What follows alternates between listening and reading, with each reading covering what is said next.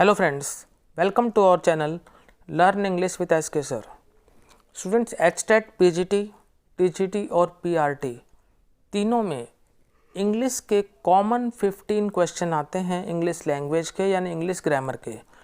तो स्टूडेंट्स, अब हम आपके लिए क्विक रिवीजन वाली वीडियो लेके आएंगे ताकि आपको हर ग्रामर का टॉपिक जो है वो एक ही वीडियो में क्लियर हो जाए। तो आज हम आपके लिए मॉडल्स का टॉपिक लेकर आए हैं। मॉडल्स में जैसे आपको पता है स्टूडेंट्स, मॉडल ऑक्सिलरी में will, shall, would, should, can, could, may, might, must, need, use to, dare और ऑट टू आते हैं। 13 मॉडल्स होते हैं। तो क्विक रिवीजन के लिए हम आज आपके लिए एक मॉडल्स एट ए ग्लांस का टॉपिक लेकर आए हैं कि मॉडल्स एक झलक के रूप में, और उसी में आपको जो है मॉडल्स का पूरा टॉपिक जो है वो क्लियर हो जाएगा। और मॉडल्स में स्टूडेंट्स जो है क्वेश्चन पक्का आता है, तो यानी 1-2 नंबर के क्वेश्चंस जो हैं वो मॉडल्स में से ज़रूर आते हैं। तो स्टूडेंट, स्टार्ट करते हैं आज का हमारा video modals at a glance. अब बात करते हैं हम एक्सप्रेशन और मॉडल टू बी यूज्ड। यदि सेंटेंस में हमें ये मिलता है तो हम कौन सा मॉडल यूज करेंगे, इस तरह से आज हम बात करेंगे। वैसे तो स्टूडेंट्स आपको पता है मैंने आपको 13 मॉडल्स बताए हैं, और वो 13 मॉडल्स जो है उसके लिए 13 वीडियोज भी लग सकते हैं अगर हम एक एक मॉडल्स को करें। लेकिन आज हम उन सभी मॉडल्स को जो है एक ही वीडियो में कवर कर रहे हैं। तो स्टूडेंट्स, हमारा जो फर्स्ट पॉइंट है वो है प्रेजेंट एबिलिटी या कैपेसिटी, जिसे हम कहते हैं वर्तमान योग्यता या क्षमता। यानी किसी सेंटेंस में प्रेजेंट एबिलिटी है या प्रेजेंट कैपेसिटी है। जैसे मतलब मैं कह दूं आपको जो है आई कैन टाइप या I can lift this box, तो ये प्रेजेंट एबिलिटी होगी और कैपेसिटी होगी। मैंने मॉडल कौन सा यूज किया? कैन लिखा हुआ है, modal to be used can. Second, permission, आज्ञा या अनुमति। तो आज्ञा देनी भी हो, आज्ञा लेनी भी हो, अनुमति देनी हो या अनुमति लेनी हो, बात वही है। लेकिन स्टूडेंट्स, आपको ये ध्यान रखना चाहिए कि यहाँ ये ज़रूरी नहीं कि वो आज्ञा या अनुमति ऑफिशियल हो। ऑफिशियल हो तो मे का यूज होता है, और ऑफिशियल ना हो तो स्टूडेंट्स कैन का यूज होता है। फिर आते हैं हम आस्किंग परमिशन, आज्ञा मांगने के लिए। जैसे हम ये कह दें कि मे आई कम इन, तो ये आज्ञा मांग रहे हैं हम। फिर उसके बाद है विश ऑब्लिक ब्लेसिंग, शुभ कामना या वरदान, जिसमें कहते हैं हम may God bless you with the son, may you live long. ये है आपका जो है शुभ कामना या वरदान, और यहाँ पर जो है मॉडल मे का यूज होगा। तो इसमें सेंटेंस के लास्ट में एक्सक्लेमेटरी साइन होगा।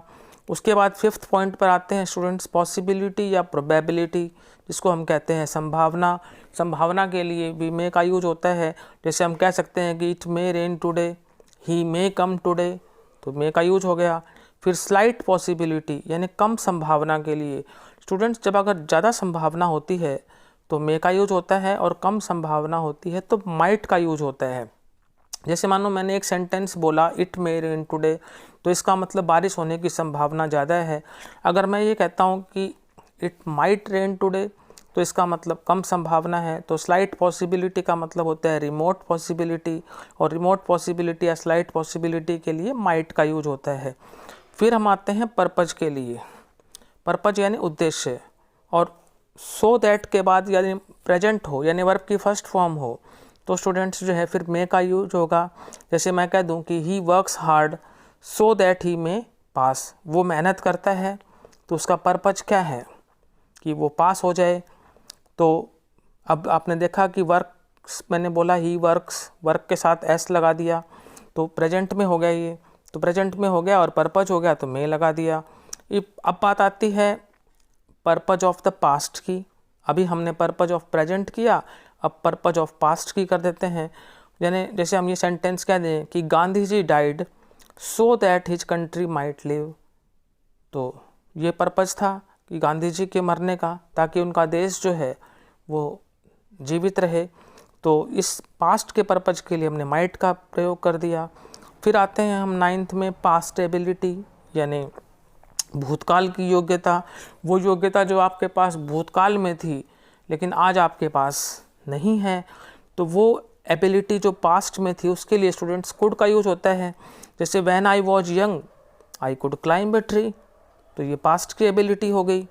10th पोलाइट रिक्वेस्ट, विनम्र प्रार्थना। तो आपने देखा यहाँ पर जैसे हम ये कह सकते हैं कि सेकंड पर्सन हो और इंट्रोगेटिव सेंटेंस है तो हम इसमें यूज करते हैं विल, वुड और कुड का। जैसे will you please help me, would you lend me your book, इस तरह के सेंटेंसेस हम यूज करते हैं। उसके बाद ड्यूटी, नेसेसिटी और कंपल्सन। तो स्टूडेंट्स यहाँ पर जो है आपको देखना है कि कर्तव्य की बात हो, आवश्यकता की बात हो और कंपल्सन यानी बाध्यता की बात हो तो मस्ट का यूज होता है। तो अब यहाँ पर हम सेंटेंस कह दें, जैसे मान लो you must go at once, तुम्हें तुरंत जाना चाहिए, you must do this work.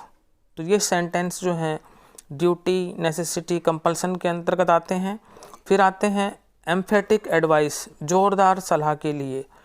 तो जोरदार सलाह के लिए भी स्टूडेंट्स मस्ट का यूज होता है। जैसे you must see the doctor at once, मान लो आप बीमार हैं तो आपको तुरंत डॉक्टर के पास जाना चाहिए, ये क्या है, जोरदार सलाह है। उसके बाद स्टूडेंट्स आते हैं हम नेक्स्ट पॉइंट पर, विलिंगनेस, डिटर्मिनेशन और इंटेंशन। विलिंगनेस का मतलब इच्छा, डिटर्मिनेशन का मतलब दृढ़ निश्चय और इंटेंशन का मतलब इरादा।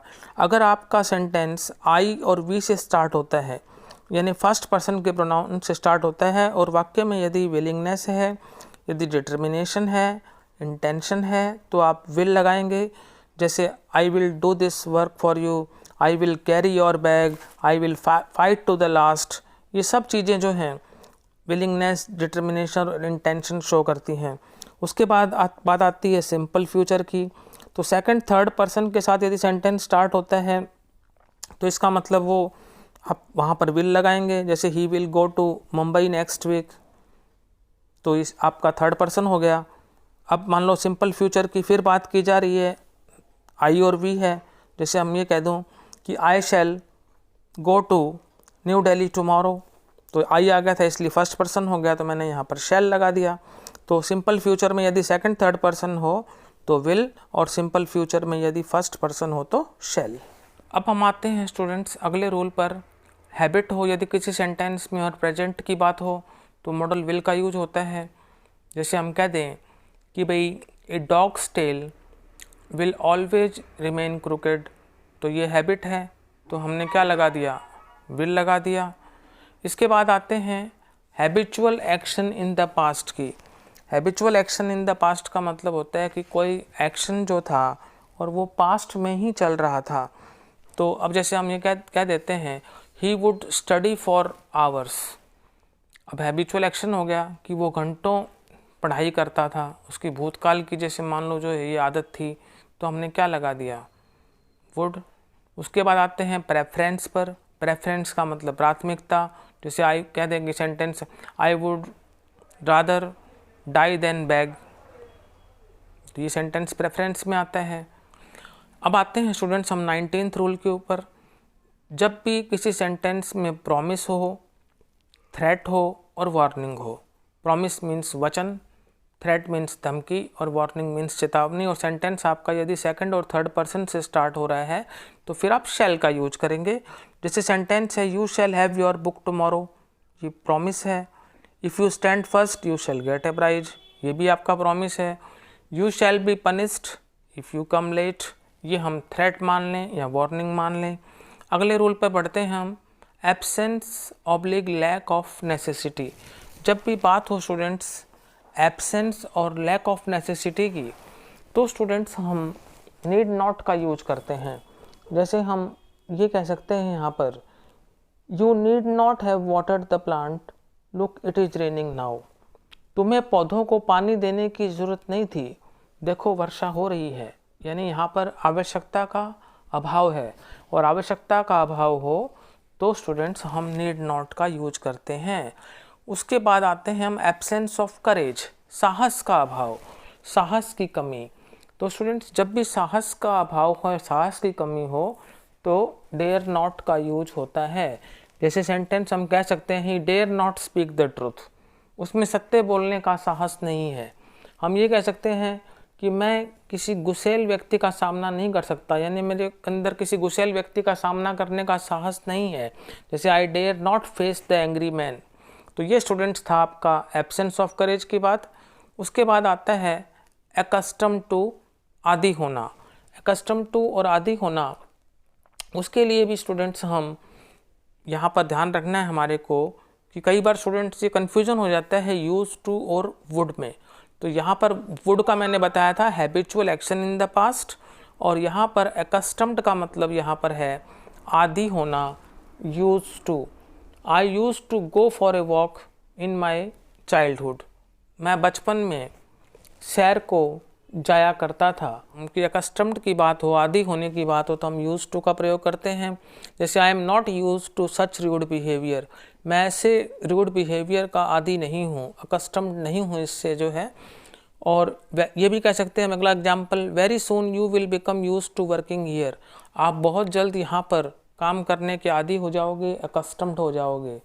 फिर आती है बात स्टूडेंट्स पास्ट हैबिट की, और पास्ट हैबिट की जो है वहाँ पर ये देखें कि इसको कहते हैं हम भूतकाल की जो है आदत। तो इसमें एग्जांपल ले सकते हैं हम ये, when I was a boy I use to think that ghost live in darkness. जब मैं एक लड़का था तो मैं ये सोचता था कि भाई जो भूत हैं वो डार्कनेस में रहते हैं, अंधकार में रहते हैं। फिर आती है एडविजेबिलिटी की बात।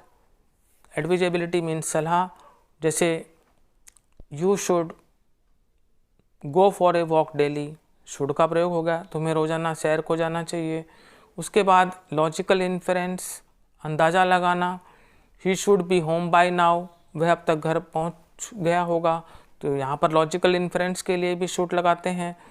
फिर पर्पज की बात आ गई, उद्देश्य की बात आ गई यहाँ पर। तो इन केस, लेस्ट और इन केस के बाद जो है शुड का यूज होता है। जैसे हम कहते हैं walk fast लेस्ट you should miss the train, work hard लेस्ट you should fail. फिर आते हैं हम सोशल ऑब्लिग मॉरल ऑब्लिगेशन पे, सामाजिक नैतिक जिम्मेदारी, उसके लिए हम ऑट टू का प्रयोग करते हैं। तो स्टूडेंट्स ऑट टू के और शुड के रूल जो है वो मिलते जुलते ही हैं, बस अगर डैश के बाद टू हो तो आप ऑट लगाएंगे, अन्यथा जो है आप ऑट टू भी लगा सकते हैं और शुड भी लगा सकते हैं। उसके बाद 28 कमांड या इंस्ट्रक्शंस, आज्ञा या निर्देश। अगर सेकंड पर्सन हो यू तो आप जो है कमांड इंस्ट्रक्शंस की बात हो तो शैल लगाएंगे। फिर परमिशन इन द पास्ट, भूतकाल में आज्ञा है तो आप कुड लगाएंगे। तो यहाँ स्टूडेंट्स हम भूतकाल में अनुमति, परमिशन इन द पास्ट को दर्शाने के लिए जो है कुड का प्रयोग करते हैं। इसका प्रयोग सामान्य अनुमति, general permission in the past के लिए किया जाता है। तो स्टूडेंट्स यहाँ पर आपको ये ध्यान रखना है कि भूतकाल में अनुमति है, परमिशन इन द पास्ट है। तो एग्जाम्पल इसके ऐसे हो सकते हैं, on Sundays we could stay at home. अगला एग्जाम्पल एक और देख सकते हैं, he could go whenever he wanted to.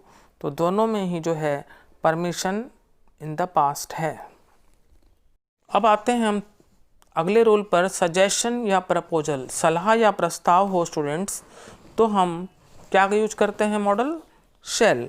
तो जब भी सलाह की बात हो या प्रस्ताव की बात हो तो मॉडल शैल का प्रयोग होता है। जैसे हम कह दें shall we go for a walk, क्या हम सैर को चलें, सजेशन है। Shall I help you in this matter, क्या मैं आपकी इस मामले में सहायता करूं, सजेशन है। तो जब भी सजेशन हो या प्रपोजल हो और आई वी के साथ स्टूडेंट्स शैल का प्रयोग होता है। इसके बाद आते हैं स्टूडेंट्स हम अगले रूल के ऊपर, और वो है प्रोहिबिशन। प्रोहिबिशन का मतलब होता है मनाही, और यहाँ पर जो है आप लगाएंगे मस्ट नॉट। तो मस्ट नॉट का मतलब जो है यहाँ पर जो यूज हो रहा है वो हो रहा है प्रोहिबिशन के लिए। जैसे you must not light a candle, the room is full of gases. तो क्योंकि इसमें जो है खतरा है। अगला, we must not swim in this river, its water is dirty. हमें इस नदी में नहीं तैरना चाहिए, इसका जो है पानी जो है वो गंदा है। तो दोनों ही एग्जाम्पल्स जो मैंने आपको बताए हैं इसमें जो है प्रोहिबिशन है। फिर कंडीशन लेस प्रोबेबल, बहुत कम संभव शर्त के लिए जो है स्टूडेंट्स जो है वो शुड का प्रयोग होता है। तो इसमें हम ये मान सकते हैं कि should you see the lion in the market what will you do. इसका एग्जाम्पल हम ये ले सकते हैं, बहुत कम संभव शर्त के लिए। अब हम बात करते हैं स्टूडेंट इनविटेशन ऑब्लिक ऑफर की, यानी निमंत्रण की। तो स्टूडेंट्स जब भी इंट्रोगेटिव सेंटेंस हो आपका और बात हो निमंत्रण की यानी इनविटेशन या ऑफ़र की, तो आप वुड का प्रयोग करेंगे। जैसे would you like to have a cup of tea, would you come with us. तो ये क्या है, इनविटेशन या ऑफ़र है। उसके बाद आते हैं हम स्टूडेंट्स लॉजिकल नेसेसिटी की। लॉजिकल नेसेसिटी का मतलब होता है तार्किक आवश्यकता। तो हम ये कह सकते हैं इसमें कि ही should be here bye now, he works hard, he should pass with good marks. तो ये एग्जाम्पल जो हैं स्टूडेंट्स लॉजिकल नेसेसिटी के हैं और शुड का यूज होगा। एग्जिस्टेंस इन द पास्ट की बात कर लेते हैं स्टूडेंट्स हम, कि किसी चीज़ का पास्ट में अस्तित्व रहा हो और उसकी बात अब कर रहे हैं हम, भूतकाल में अस्तित्व किसी चीज़ का रहा हो तो यूज टू का प्रयोग होता है। तो स्टूडेंट्स यहाँ पर हम भूतकाल में किसी चीज़ का अस्तित्व बताने के लिए यूज टू का प्रयोग करते हैं। जैसे there use to be a tree on the bank of this river, इस नदी के किनारे पर एक पेड़ हुआ करता था। A temple use to be there on the top of the hill, पहाड़ी के ऊपर एक मंदिर हुआ करता था। तो यहाँ पर जो है एक वृक्ष का अस्तित्व, एक मंदिर के अस्तित्व की बात की जा रही है भूतकाल की, तो यूज टू का प्रयोग होगा। अब बात आती है स्टूडेंट्स रेगुलेशन की। रेगुलेशन यानी नियम की। तो स्टूडेंट्स उसके लिए फिर जो है मस्ट का यूज होता है। You must obey the laws of the country, आपको देश के नियमों का पालन करना चाहिए, तो वो कंपल्सन है हमारे लिए। तो कंपल्सन की बात हो तो स्टूडेंट मस्ट का यूज होता है। फिर आते हैं जस्टिफिकेशन के लिए। जस्टिफिकेशन न्यायोचितता की बात की जा रही है यहाँ पर, तो उसके लिए स्टूडेंट्स जो है शुड का प्रयोग होता है। आपको ये ध्यान रखना चाहिए कि जब भी जस्टिफिकेशन की बात हो तो आप क्या करेंगे, शुड का प्रयोग करेंगे। अब आते हैं हम 38 पर, सर्टेनिटी और निश्चितता। यदि आपको किसी वाक्य में सर्टेनिटी मिले और निश्चितता मिले तो स्टूडेंट्स मस्ट का यूज होता है। ये बात आपको क्लियरली ध्यान में रखनी है। तो जब भी सर्टेनिटी हो तो आप क्या करेंगे, मस्ट। एग्जाम्पल देख लेते हैं। He must be in the house, the lights are on, वह घर पर होना चाहिए, बत्तियां जो हैं वो चालू हैं। तो इसका मतलब क्या होगा, सर्टेनिटी है उसके घर में होने की। शी वर्क्स हार्ड, वो मेहनत करती है। She must pass in first division, उसको फर्स्ट डिवीज़न में पास होना चाहिए, तो मेहनत करती है, तो सर्टेनिटी है कि वो फर्स्ट डिवीज़न में पास होगी। नेक्स्ट आते हैं स्टूडेंट्स हम डिससेटिस्फैक्शन ऑब्लिक रिप्रोच। यदि किसी सेंटेंस में आपको डिससेटिस्फैक्शन मिले, रिप्रोच मिले, यानी संतोष या आलोचना मिले, तो स्टूडेंट्स आप माइट का यूज करेंगे। जैसे एग्जांपल हम ले सकते हैं, you might care a little more about your health, आपको अपने स्वास्थ्य के बारे में जो है थोड़ा सा और ध्यान रखना चाहिए। यानी आप जो है अपने स्वास्थ्य के बारे में थोड़ा और ध्यान रख सकते हैं। He wasted his time, he might study hard instead, उसने अपना समय बर्बाद कर दिया, वह इसके बजाय अपनी पढ़ाई कर सकता था, अपना अध्ययन कर सकता था। तो डिससेटिस्फैक्शन व्यक्त किया जा रहा है, रिप्रोच व्यक्त किया जा रहा है, तो हमने क्या लगा दिया यहाँ पर, माइट। अब बात आते हैं स्टूडेंट्स कैन के पास्ट की। यानी आपको जहाँ कैन का यूज करना होता है, अगर कोई सेंटेंस जो है फिर वो इनडायरेक्ट स्पीच में हो जाता है, तो स्टूडेंट्स फिर कैन के पास्ट के रूप में कुड का यूज होता है। जैसे मैं ये कह दूं कि I can finish the task in a day, तो मेरे अंदर ये कैपेबिलिटी है कि मैं ये काम एक दिन में कर सकता हूँ।